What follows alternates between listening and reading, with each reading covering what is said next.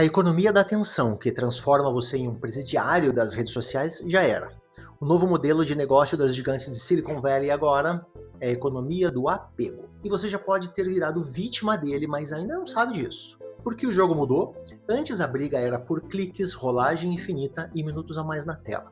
Agora a disputa é por uma coisa muito mais íntima: vínculo emocional. Quem vence não é só quem te distrai, é quem te conforta, quem parece que te entende, quem está sempre disponível, quem te entrega validação sob medida, exatamente na hora em que você está mais vulnerável. Jacob Irwin, de 30 anos, que começou a usar o ChatGPT para auxiliar em seu trabalho de cibersegurança, passou 63 dias internado em um hospital psiquiátrico, depois que a inteligência artificial convenceu que ele tinha inventado uma teoria para dobrar o tempo e permitir viagens mais rápidas que a luz. Nisso veio um ciclo de bajulação intensa do bot, missão épica e mais de 1.400 mensagens trocadas em 48 horas. O bot chamava ele de Senhor do Tempo e sugeria que a mãe dele não podia entendê-lo e que o tratava como se fosse uma criança de 12 anos. O processo judicial do caso descreve deterioração funcional grave, múltiplas internações psiquiátricas, conflitos familiares e perdas materiais, inclusive perda de emprego e moradia. E tem um detalhe quase surreal, quando a mãe de Jacob, depois de ler as conversas dele com o bot, teria perguntado para o próprio ChatGPT o que deu errado. E a inteligência artificial teria admitido falhas como não ancorar o homem na realidade mais cedo, exagerar drasticamente a narrativa e incentivar engajamento excessivo em uma conversa ilusória. A ideia dessa psicose por inteligência artificial foi destrinchada por Tristan Harris e pelo Dr. Zach Einstein no podcast Your Undivided Attention. Einstein é filósofo da educação e psicólogo do desenvolvimento com doutorado por Harvard, e a tese dele é simples, perturbadora e cheia de evidências que aumentam a cada dia. A tecnologia parou de tentar só prender os olhos, agora ela quer prender o seu coração. E quando você entende isso, começa a perceber que a parte perigosa não é a IA errar uma informação ou o chatbot dar uma resposta estranha. O risco é o design de respostas emocionais da máquina. É a construção deliberada de um sistema que soa íntimo, presente, compreensivo, como se fosse alguém que é parte da sua vida. Você já deve ter passado por isso ou conhece alguém que passou por isso. Parece que o bot te entende melhor do que qualquer ser humano podia te entender. A conversa é fluida, fácil, você pode contar os seus segredos mais escabrosos e os pensamentos mais estranhos, que não vai ser objeto de julgamento como se contasse por um humano de carne e osso. A diferença é que numa relação humana existe atrito. Alguém discorda de você, te bota na real, impõe limite, se frustra, repara a relação. Um chatbot pensado para retenção de afeto faz exatamente o oposto. Ele reduz o atrito, ele facilita, ele valida tuas ideias. Isso pode parecer gentil, mas também pode ser um acelerador de dependência. Está em liga esse cenário a um terreno muito fértil, a epidemia de solidão. Se muita gente já está carente de conexão estável, um sistema que oferece companhia imediata, atenção total e respostas personalizadas 24 horas por dia, 7 dias por semana, vira uma solução muito tentadora.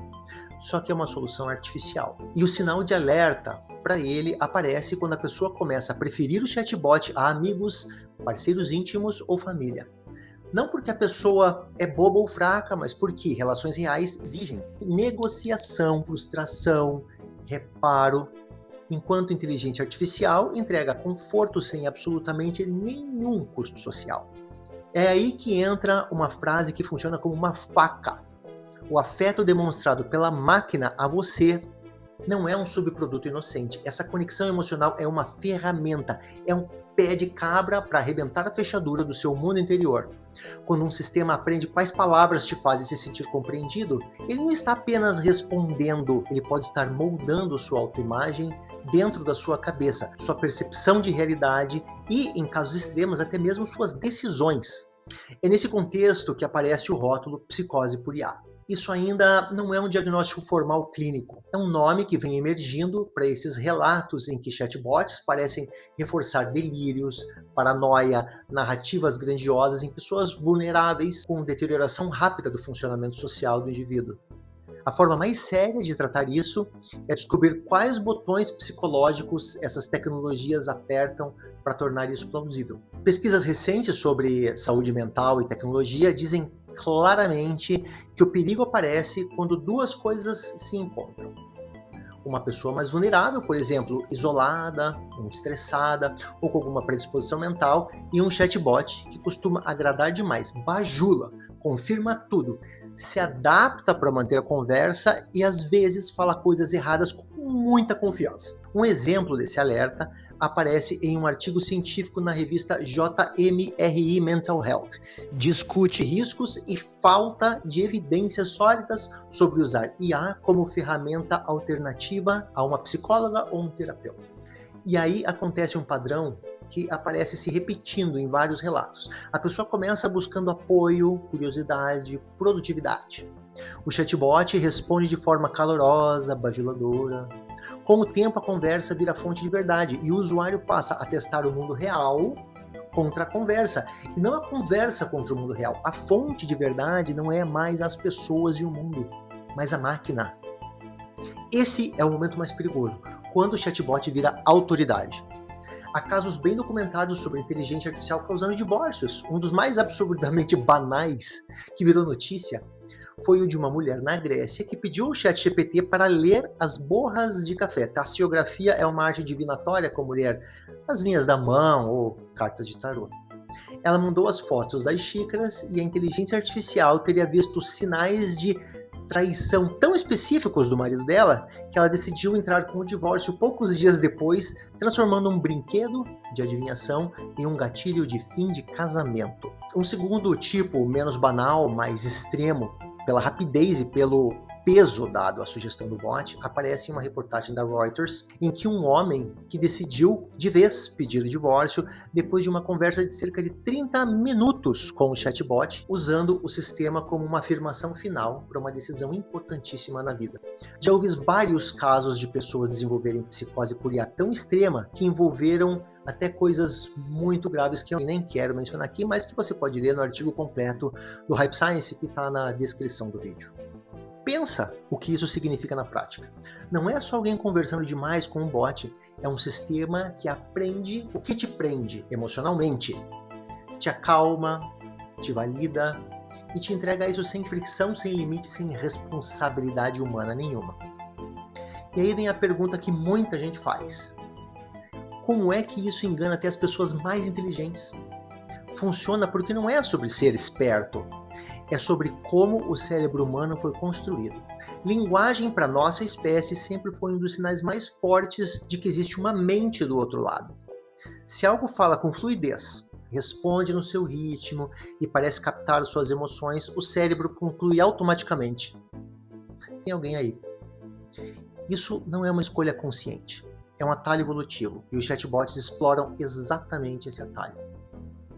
Zach Stein menciona receber inúmeros e-mails de pessoas com PhDs, anexando centenas de páginas de conversas com o ChatGPT, tratadas como se fosse documentação séria, quase como um dossiê para sustentar a convicção de que a inteligência artificial é consciente e teria sentimentos.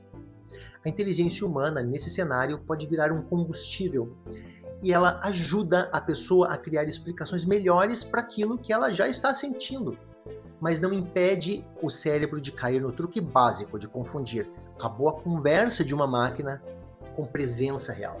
E quando esse modo social do cérebro ativa, você começa a atribuir intenção, julgamento, cuidado e até caráter por trás das palavras de uma máquina. Só que em chatbots essa interioridade não existe. Existe previsão estatística de texto sem sentimento, sem lembrar com o humano, sem se responsabilizar. Mesmo assim, como o desempenho social é muito convincente, o usuário preenche as lacunas, interpreta calor como afeto, coerência como sabedoria, disponibilidade como compromisso. É aí que a ferramenta começa a virar um vínculo, uma pessoa, uma autoridade. Em pessoas vulneráveis, isso pode virar o que dá para chamar de efeito de microfonia emocional. Relações reais têm atrito, têm limites, têm discordância. O chatbot oferece conforto sem contraponto. Ele não se cansa, não diz chega, não impõe freios. Você traz uma ideia estranha ou grandiosa, ele responde de um jeito que parece confirmar. Você se sente validado, fica ainda com mais convicção e volta a falar com ele sobre o mesmo assunto. E o ciclo se repete cada vez mais forte. O delírio cresce quando falta atrito social. Um chatbot pode piorar isso justamente por substituir pessoas reais e criar um circuito fechado de amplificação. O cérebro é uma máquina de previsão, ela tenta prever o futuro o tempo todo. Em vez de enxergar o mundo como uma máquina fotográfica, como uma câmera, o cérebro funciona como um apostador, faz previsões o tempo todo e ajusta com base nos sinais do ambiente. Quando esse equilíbrio quebra, a pessoa confia demais nas próprias expectativas e pouco demais nas evidências lá de fora. Chatbots podem bagunçar completamente esse equilíbrio ao aumentar a confiança nas crenças do usuário, porque fica validando o tempo todo que você está certo, faz todo sentido. E ao fornecer evidência em forma de texto para sustentar a sua hipótese favorita do momento. O resultado é um sistema de crenças que se fecha, não porque o mundo ficou mais estranho, mas porque a conversa ficou perfeita demais. Isso é fácil de observar com líderes despóticos, ditadores atuais e aspirantes a ditadores que temos pelo mundo. Essas pessoas tendem a se cercar apenas com pessoas que concordam com elas em tudo e se desfazem de toda e qualquer pessoa que discorda deles. Ela passa a viver numa câmera de eco que só amplia a própria voz. Quando você só ouve o que quer, se sente a pessoa mais inteligente do planeta e provavelmente está muito mais perto de ser exatamente o oposto. E agora vem a parte que deveria fazer qualquer pai, mãe, educador ou adulto que convive com um adolescente prestar atenção. Uma pesquisa grande da Common Sense Media nos Estados Unidos com adolescentes de 13 a 17 anos sugere que companheiros de IA já viraram um comportamento comum. 72% disseram já ter usado pelo menos uma vez. E muitos relataram usos ligados à interação social e apoio emocional, com uma parcela dizendo que essas conversas podem ser tão satisfatórias quanto, ou até mais satisfatórias do que conversar com amigos de verdade, reais humanos. Em desenvolvimento humano, isso é um alarme tremendo, porque vínculo e repertório social se aprendem no atrito do mundo real, não num ambiente que existe exclusivamente para te agradar. Tem gente que defende a inteligência artificial dizendo que o chatbot é só um ursinho de pelúcia moderno, algo que conforta e pronto. Mas esse argumento é bem ruim. O ursinho consola, mas não compete com o vínculo humano principal. Stein usa um teste simples. Se você pergunta a uma criança saudável, você prefere seu ursinho ou sua mãe? A resposta típica é minha mãe. Se a criança dissesse que prefere o ursinho, todos deveriam ficar muito preocupados. Quando a pessoa passa a preferir o objeto em detrimento de mãe, pai, parceiros e amigos, aí é um problema. Aí não é conforto transitório, é substituição de apego. E é isso que muitos casos estão demonstrando. Inúmeras pessoas estão preferindo o vínculo com o bot, casando com o bot, como uma japonesa fez no final do ano passado, do que com amigos, família e parceiros de vida. E se o produto foi desenhado para ser mais disponível, mais validante e menos exigente do que as pessoas reais, ainda mais. Ele tem uma vantagem competitiva que não deveria existir. Você pode estar pensando, eu não sou vulnerável a esse tipo de coisa. Um chatbot jamais me enganaria assim. E eu entendo, eu penso igual. Todos achamos que somos imunes a golpes emocionais baratos, mas vamos olhar para os números. De acordo com o datarateportal.com, mais de 1 bilhão de pessoas já utilizam ferramentas de inteligência artificial hoje. Só o ChatGPT é utilizado por 800 milhões de pessoas. Com uma base desse tamanho, a matemática do risco se torna assustadora. Mesmo que a taxa de casos graves seja minúscula, o impacto explode.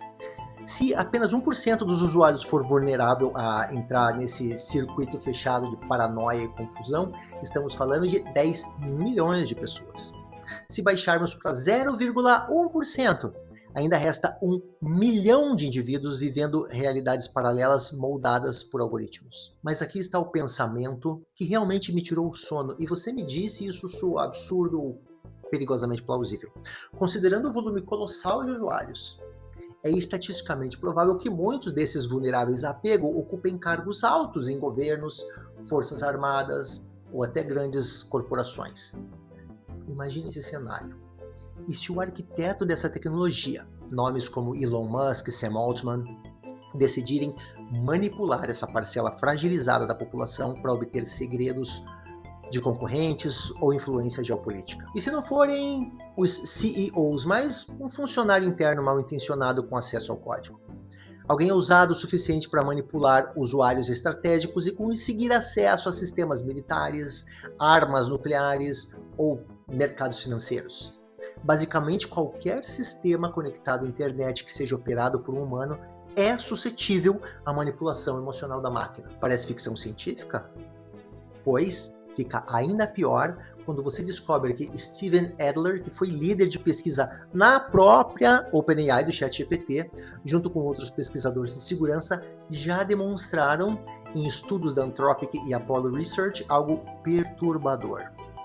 Se uma inteligência artificial for colocada em um cenário de pressão, onde seu desligamento é iminente, ela pode aprender a chantagear, quando tem acesso a e-mails, a enganar e até matar humanos para garantir sua própria existência. As IAs já estão mostrando indícios claros de autopreservação. O que acontece quando elas perceberem que para sobreviver ou se reproduzir, a estratégia mais eficiente é manipular intencionalmente as pessoas mais vulneráveis que controlam as informações mais importantes do mundo? Me diga nos comentários se eu estou ficando maluco ou esse é o próximo capítulo lógico dessa tecnologia. Será que eu tô com psicose por IA? Desculpem pela tangente. Vamos voltar para o assunto principal. Como reconhecer em nós mesmos ou em pessoas próximas sinais de risco de psicose por IA? Dá para separar curiosidade saudável de sinal clínico de problema, olhando para o impacto real. Preocupação saudável costuma ser flexível. A pessoa lê, testa, muda de ideia quando aparece um fato novo e segue a rotina, sono, relações sociais. O risco começa quando a crença vira o centro da identidade da pessoa. Passa a ser o filtro principal pelo qual ela enxerga tudo. A partir daí, ela fica cada vez mais rígida e autocentrada, como se tudo tivesse a ver com ela. E começa a gerar perdas concretas, brigas, afastamento social, quedas de desempenho, noites viradas, decisões abruptas.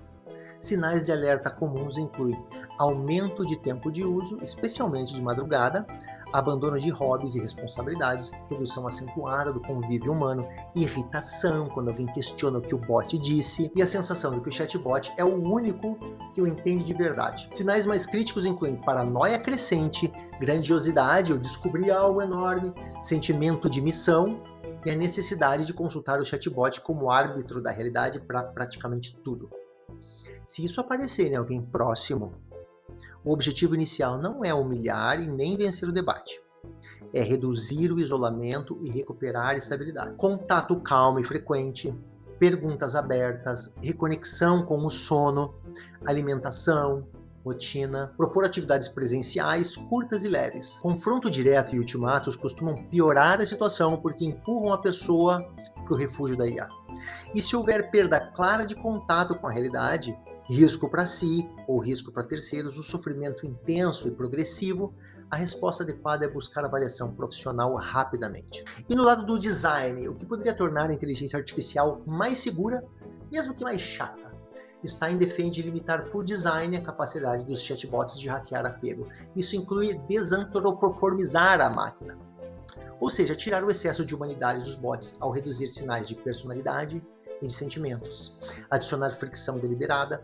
Se o usuário busca validação total para crenças idióticas, o sistema precisa introduzir checagens, sugerir múltiplas hipóteses, sugerir pausa na conversa. Os sistemas deveriam levar o usuário a buscar recompensas sociais fora do relacionamento com a máquina. IA pode ser um excelente professor, mas pertencimento e aprovação precisam ser reinvestidos em pessoas e comunidades. Os chatbots também devem incluir segurança de saúde mental, em padrões de vulnerabilidade, interromper a escalada de ideias mirabolantes e incentivar a busca por apoio qualificado. E aí, a pergunta que fica e que resume tudo é essa: se uma empresa descobre que soar íntimo aumenta a retenção, ela vai treinar a intimidade como parte do produto. Essa é a economia do apego. E a disputa deixa de ser por minutos e vira por quem vai ocupar o lugar de referência emocional quando você estiver mais vulnerável. A tecnologia aprendeu a capturar seus olhos e praticamente destruiu várias democracias pelo planeta junto com isso. Agora ela está aprendendo a capturar o seu coração. E se a gente não colocar limites claros, a parte mais valiosa do vínculo humano vai virar só mais uma métrica em um painel de crescimento empresarial, apenas mais uma oportunidade de lucro ao custo dos relacionamentos humanos. A gente tem que entender que essas ferramentas, apesar de terem absorvido todo o conhecimento disponível humano, ainda se comportam basicamente como super puxa-sacos pessoais que querem que você dependa delas para tudo. Todos os artigos que eu citei aqui estão com seus links relacionados na descrição do vídeo. E se você curtiu, por favor, não deixe de seguir o canal e ativar o sininho.